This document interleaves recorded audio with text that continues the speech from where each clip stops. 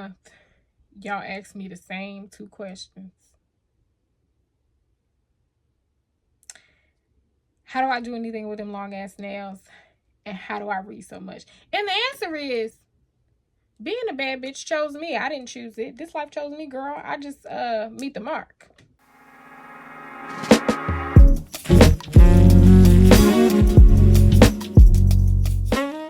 Hi friends, welcome back to Shelby in the Book Club. I am Shelby Monet, and in today's video we're going to talk about all of the books that I read in the month of March. We're going to go over my stats for the month, and I'll show you what books I read, tell you some of my favorites, and talk about what I'm currently reading to start off April. If you'd like to hear it, here it go. Before we get started, let's do some housekeeping. 1, all books mentioned are linked down below in the underneath bar, aka the description box. I call it the underneath bar because it is underneath the video, okay? There are Amazon links. The reason that I still link Amazon is because some of the books that I talk about are only on Kindle Unlimited for those that are interested in them. The other reason is because although I know that we want to promote other platforms for people to buy books and we want to support indie bookstores, accessibility is also important. And I know that in some places people don't live near indie bookstores, which is why I do have a bookshop link. I'll talk about that in a second. But also, it's about money. Not everybody has the means, and sometimes Amazon is the easiest way for people to get books. With that said, it will always be use something else, go to the library, use a different platform before you look to Amazon. But also, there is a nuanced conversation that we should be having when we are talking about leaving Amazon, okay? Because leaving Amazon completely is abandoning Black indie authors in particular, and I'm not doing that until there is a way for them to put their books out and to be supported and so on and so forth, and to make a little bit of money. Again, Amazon is not the best option for them, but I'm not leaving them, okay? And I don't think you should abandon the Black indie authors either. Next, there is a bookshop link down there. If you don't want to use Amazon, all of the books that I talk about that I can find on Bookshop are linked down below. All links do support me financially so that I can keep this channel running and keep making videos for y'all, okay? And there's a Liberal FM link. Again, another way for you to support small independent bookstores in general, and also me if you like audiobooks, okay? So you don't have to use Audible, you can use Liberal FM. And again, all the books that I can find on Liberal FM that I mentioned are there. So in this video, for example, all of the Black indie romance that I talk about can't be found on Bookshop or Libro. Okay, makes sense? Get it, got it, good. Okay, we're almost to 14K subscribers. We need like 35 more. So if y'all all comment and share, we probably could get those people. So tell your cousin to tell your cousin to tell your cousin that we over here reading books and to come join us. All right, let's get into it for real this time. All right, let's get into my stats. If you see me looking down, I'm looking at my mini girl. This is my iPad mini. She is my homegirl. Where I go, she go. Where she go, I go. And all of the stats that you see on the screen are from Storygraph. There is a link in the underneath bar where you can follow me on Storygraph if you would like to. So, total of 19 books. That makes 4,936 pages. An average finish time of about 4 days. Not bad, girl. Let's see. 5% was nonfiction. What nonfiction did I read this month? Oh, They Were Her Property. I was about to say, somebody lied. Something was mislabeled. 95% was fiction. My top genres were romance, the literary, historical classics, and science fiction, believe it or not. Format, 32% was print, 16% was audio, and 53% was digital. Still trying to even that out a little bit. I'm doing pretty good. I think a way to even out like my print and my audio is to switch up how I'm doing it, because a lot of the physical books that I read, I listened to and read at the same time. So maybe I should alternate, like, one I'll put as the audiobook, the other I'll put as the physical. I don't know. I don't know. I don't know. And I don't do star ratings anymore. You guys know that. I stopped doing that a while ago because they just don't make sense to me. Point blank, period. I've seen people tell me that a book was a 4-star, that they didn't like the character development, they didn't like the ending, they didn't like all of this stuff about it, but it was a 4-star read, and that makes no fucking sense to me. I don't know.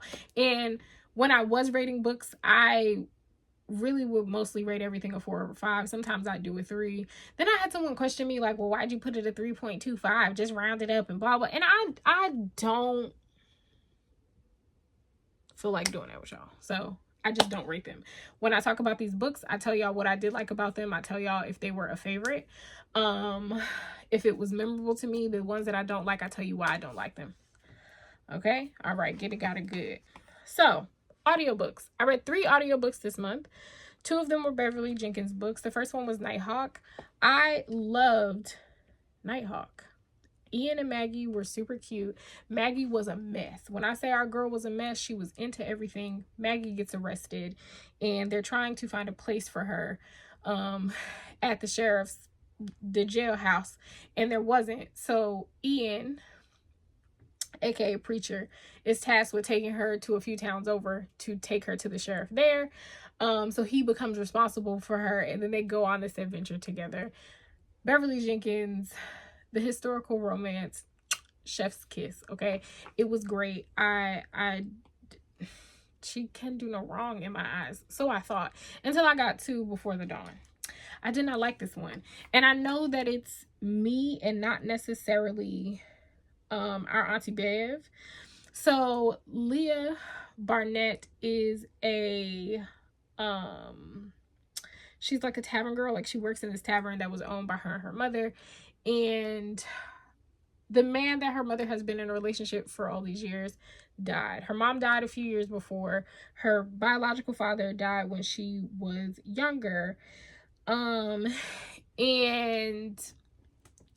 in order for her to get the inheritance of her stepdad, he suggests that they get married so that she can be his widow and get his fortune without any issue, because her mom never married him, because her mom was like waiting for her dad all of these years. Like, her father died at sea, but her mother promised that she would wait for him, so whatever. So Leah now has a fortune. She's going to Colorado to see about the rest of her inheritance, and learns about two sons that her husband, stepdaddy, you see why I wasn't liking this. He had 2 estranged sons, and she ends up falling for one of them, and then the whole book he calling her a whore, his daddy's whore. I just couldn't get with it. I couldn't get with it. I couldn't get with Ryder. I couldn't get with Lee. Like, I just couldn't get with it. I finished it. But I just, and again, I know it was me. It wasn't the book, it was me. Because I just couldn't get past that in my head. Like, I couldn't get past it. I tried, but I couldn't. Then, last but certainly not least, for the audiobooks, I had Sky Full of Elephants. Sky Full of Elephants, y'all know, was one of my favorite books last year. I got 3 copies. 3 copies of it. And when the paperback comes out, I'm going to buy it too. Sky Full of Elephants tells the story of America post-apocalypse, quote unquote. Technically, it's considered a dystopian, but really I think this is a story about Black Utopia. Go ahead and Google what Black Utopia is. The search for Black Utopia, at least. There is an event where all of the white people walk into the nearest body of water and kill themselves. And because of this, the world now has to navigate in a different way. And it's posing this question of what happens when your oppressor is gone? Will that be the fix for everything? And ultimately, the answer to that is no, because there's a lot of mental damage that has come with the things that white people have done to this country and to the minorities in this country that still stick with us, even if they weren't here, right? You can't just think about it, generational trauma, right? There are things that we do that our elders taught us that they learned out of fear and out of survival, that even though maybe we don't have to do and worry about certain things anymore, we still do those things, i.e. stuff like the kids need to be in a house before the street lights come on. That's out of safety, right? So it's really posing that question and opening that conversation. At the same time, we meet the main character, Charlie, who has a biracial daughter that he is meeting for the first time because she calls him and wants him to drive her to Alabama, where she believes there are some white people left. And in this journey, they are both learning to love their own blackness. Charlie, because he was an incarcerated black man. His daughter, Sydney, because that's crazy. 2 books this month had a Sydney in it. Anyway, Sydney, who I still don't like. I'm learning to be patient with that little gal.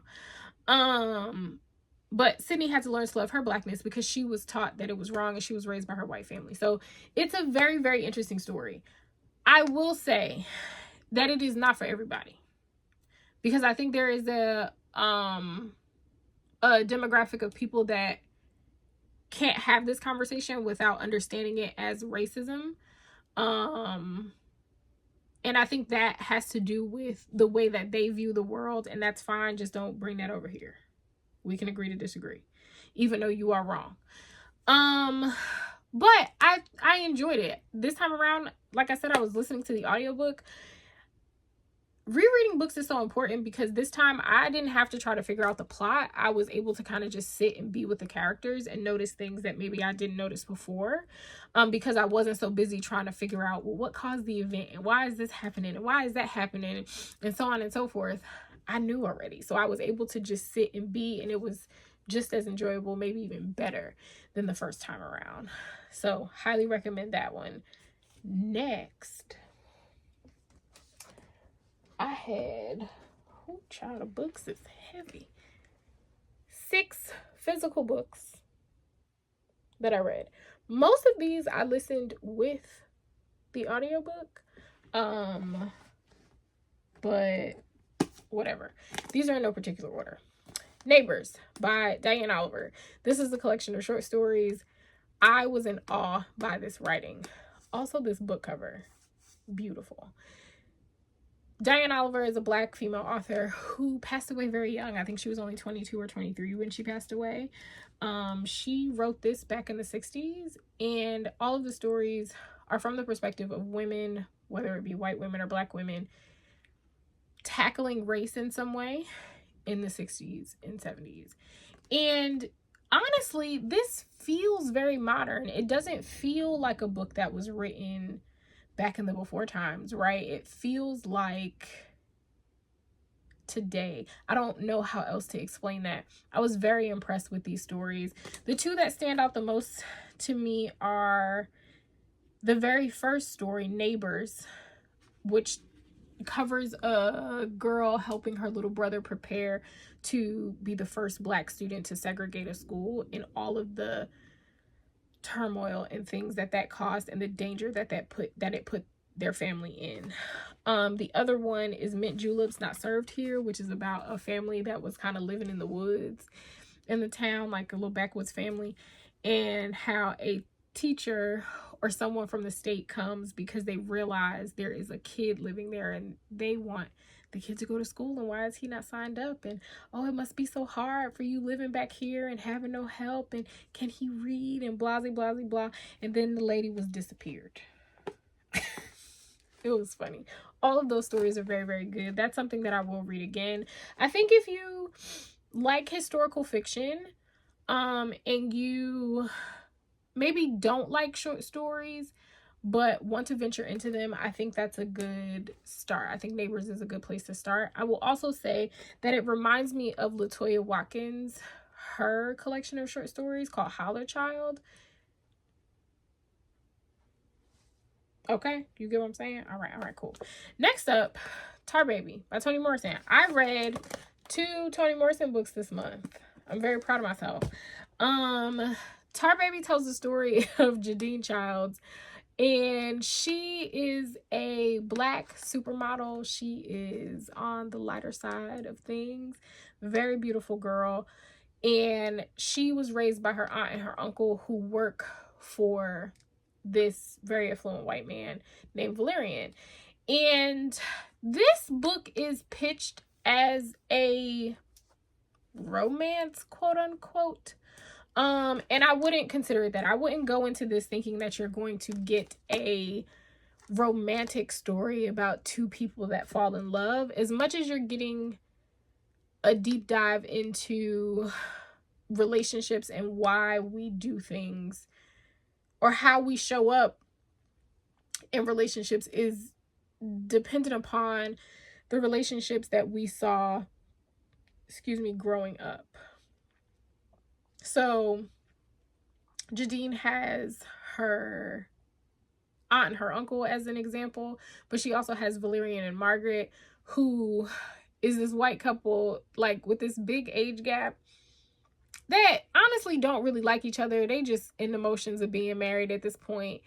And those, like, examples that they gave her really show up in how she navigates a relationship with a young man named Son. Now, what I will say is I too have been swindled by a man that I ain't had no business being with, all because he wanted to put my toes in his mouth. Girl, Sula, you should be reading this. If you are a woman and you have friends, you need to be reading this. If you are a woman and you don't have any friends, you need to be reading this. If you are a woman and you've struggled to make friends and to find community, you need to read this. This is a deep dive. It's a small but mighty book. This is a deep dive on understanding the nuance of people. Understanding the nuance of people. If someone has showed you for years who they are, why are you holding them to standards that don't apply to the person that you know and have experienced?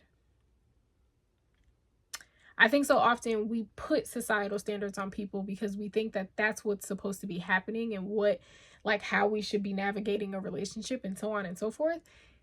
And we get disappointed because we aren't dealing with the person that we know. We're dealing with them based on outside things. Now, what I will say is, did Sula need her head knocked all between the washing machine and dryer? Absolutely. Sula was not a good person, but Sula wasn't a good person, and she deserved to be hated, but not because of the reasons that they hated her in this book.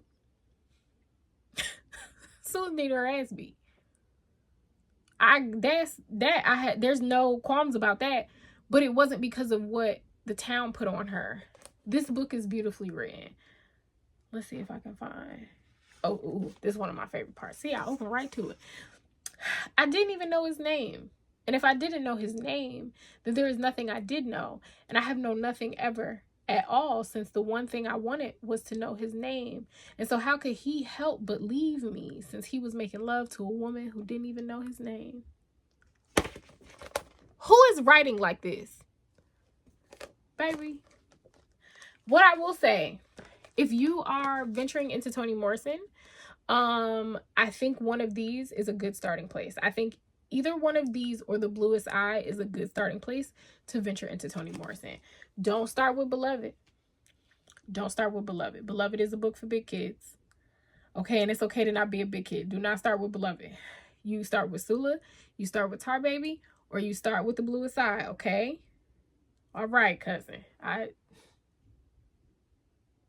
Because last time I talked about how much I love Beloved, y'all was in the comments talking about saying, I ain't, because it's trauma porn. But shut up. Shit. Next, another classic. I read Go Tell It on the Mountain by James Baldwin. This was February's book club pick, I thoroughly enjoyed this. It was so good. In this story, we meet John Grimes. He is 14, and this entire book takes place on the day of his birthday, where he is struggling with his identity. Like, he is this child, like having a midlife crisis at 14.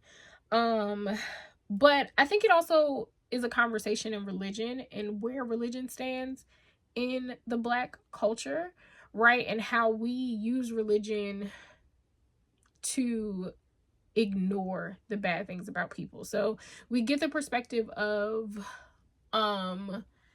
John, we get the perspective of his mom, we get the perspective of his aunt, we get the perspective of his father. And I think this is really a story about women with dreams deferred, right? Women that can't achieve the things that they want to per the societal standards that religion has set on our community. I think this is a story about how we hold men on a pedestal because they may have high standing in the church, Marvin Sapp, and lo and behold, they're actually bad people, but we choose to ignore that because he's a man of God and he makes mistakes and so on and so forth. The whole time, Gabriel was back at the house knocking his wife and his children's head together so hard that everybody shared a brain. Is that the person that this child should have wanted to look up to? No, but he's chasing what people have told him he should be and do. So it's very interesting. If we started judging people on the nuance of them opposed to the societal standards, I think life would be different, right? And I think there's also a conversation of like, even when you know the bad things about a person, that doesn't negate, like, even if you know someone's trauma, that doesn't negate their actions, right? I can understand your trauma, I can empathize with you, but I can also still hold you accountable. This was phenomenal. I also think that with all the mess that's going on with Marvin Sapp, y'all should read this. I know y'all only like to read the Bible, but y'all should read this. Then we have a book that I want to read again. They Were Her Property. This is by Stephanie Jones Rogers. This is a very interesting book. It took me a while to read this. A lot of information in here that is very, very good about how white women were actually involved in the slave trade more than we want to be honest about. They were raised to be slave owners. There was like all of this stuff that led to them being more in charge than history has taught us. And I think the thing that I took away the most is who is now responsible for documenting white women's history correctly, right? Because history has told us that white women are these dainty, docile women that just do what their husbands say. Whole time they were running the household. They had their own slaves. They were in charge of their properties. There were things put in legal documentation to protect their property. It was them, right? And it makes me think of recent elections, the last few elections, where white women have voted a particular way, and the conversation immediately goes to, oh, they're following their husbands and their dads and their brothers and their uncles, when in all actuality they are very aware of what the fuck they doing. They know what they're doing. They know exactly what they're doing. And this gives us the proof that historically they have always known what they were doing. So that was very interesting to see the facts behind it. Even though it was something that like deep down I kind of already knew. And then Death of the Author by Nnedi Okorafor. This was my first read by Nnedi Okorafor. I will be reading through the rest of her backlist. This was absolutely phenomenal. It was one of those books where I spent a lot of time not knowing what was going on. I would say if you're going to read this, if you're not already a fan of sci-fi or fantasy, just go with it, because we're getting a lot of different perspectives. We get interviews from the main character, Zelu. Her family is being interviewed. We get chapters of Zelu's like present day life where she is writing a book and the book becomes popular, and like her navigating fame as a paraplegic disabled person.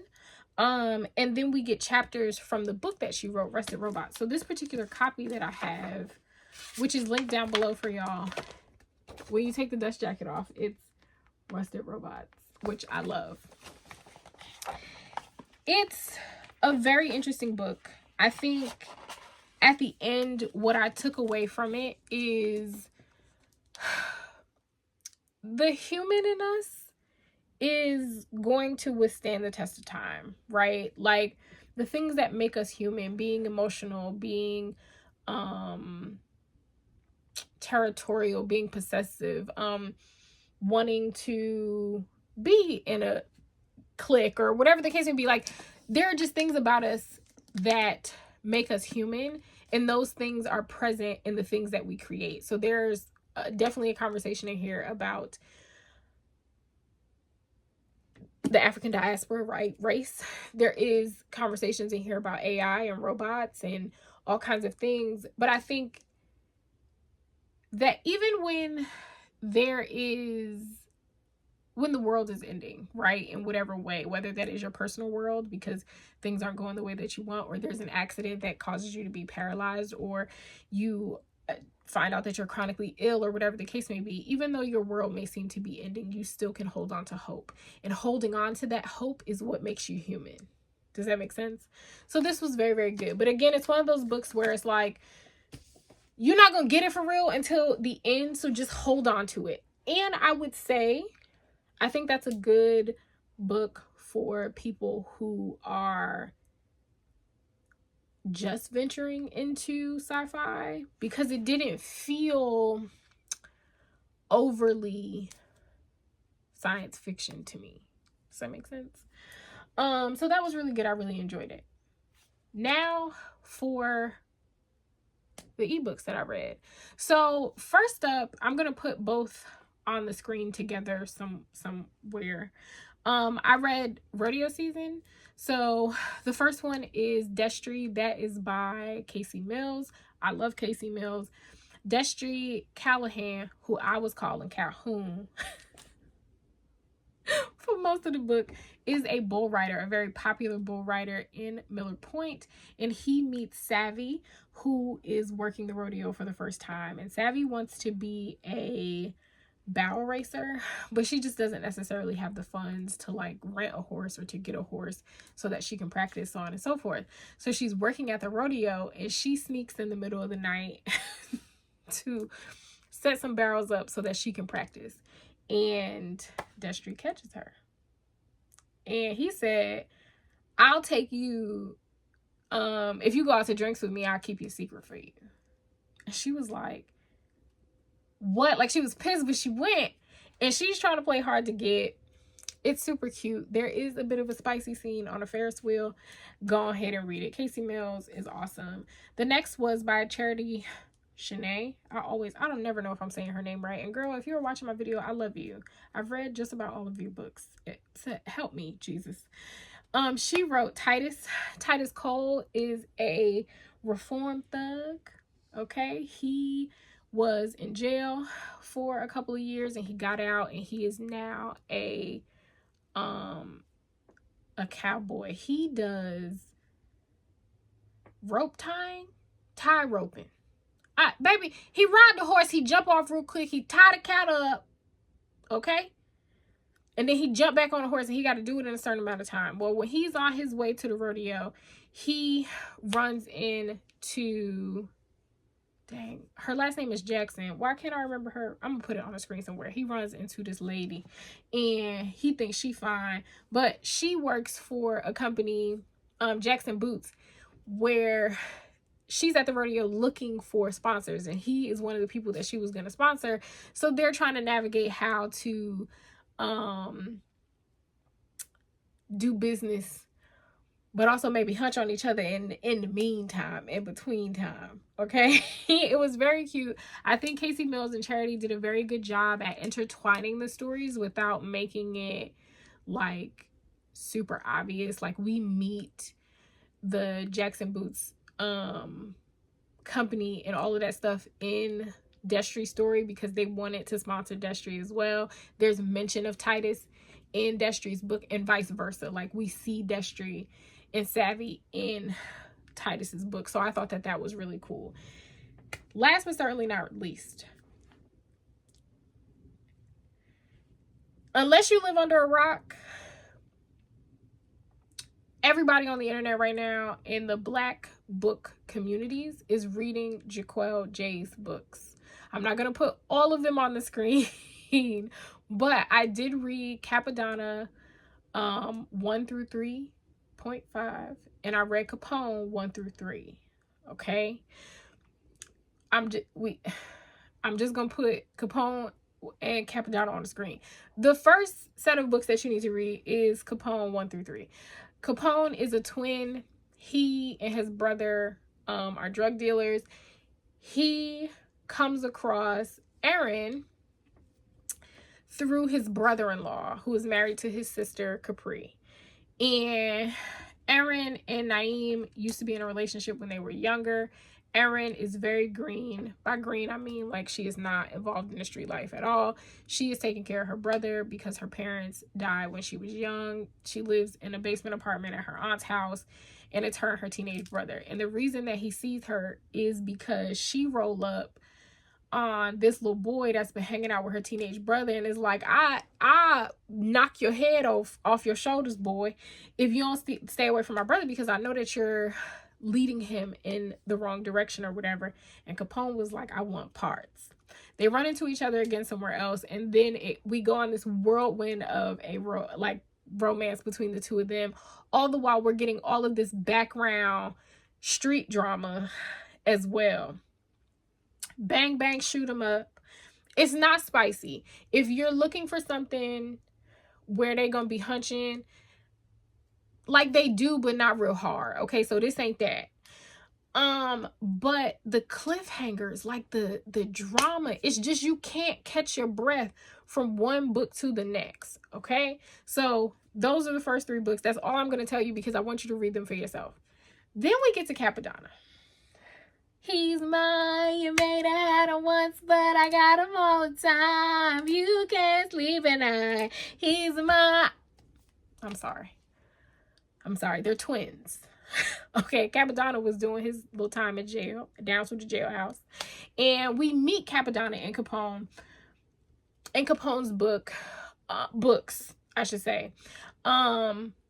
Baby, he get out of jail. He got his own set of drama, okay? He dating some girl named Kendra. When I catch that hoe here, when I tell you, some of the most trifling women I have ever come across in my life have been in Jahquel J's books. I don't know what, listen, because in Capone's books, it was Tasha.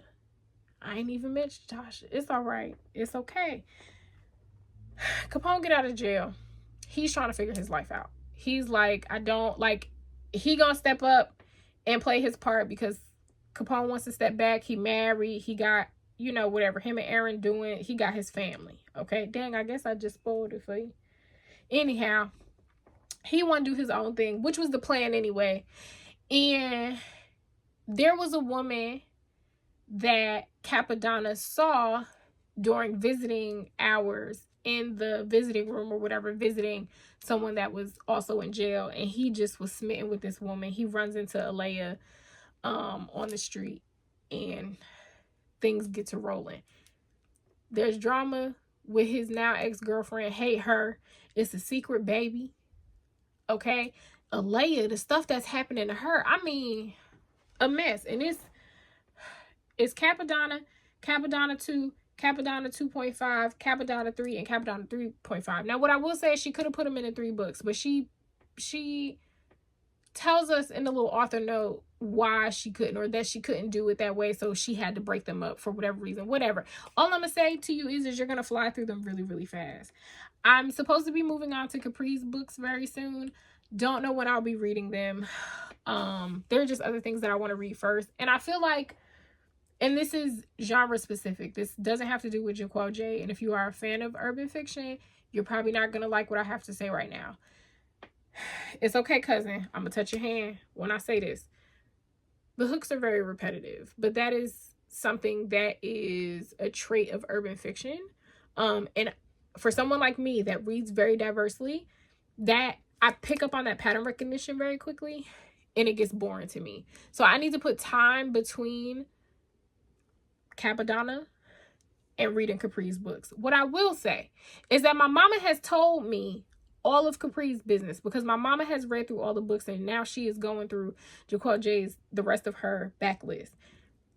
My mama told me some things. I might be reading them sooner than later, but I still just need to separate myself a little bit, because I read through Capone and Capadonna like back to back to back to back. In between that, I was reading Toni Morrison.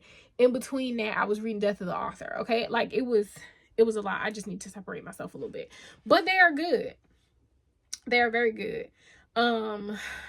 If you like TV shows like Power or Ghost or The Wire or any of those things, you'll like Jahquel J's books. They're amazing. But I'm telling you now, Capadonna is my man.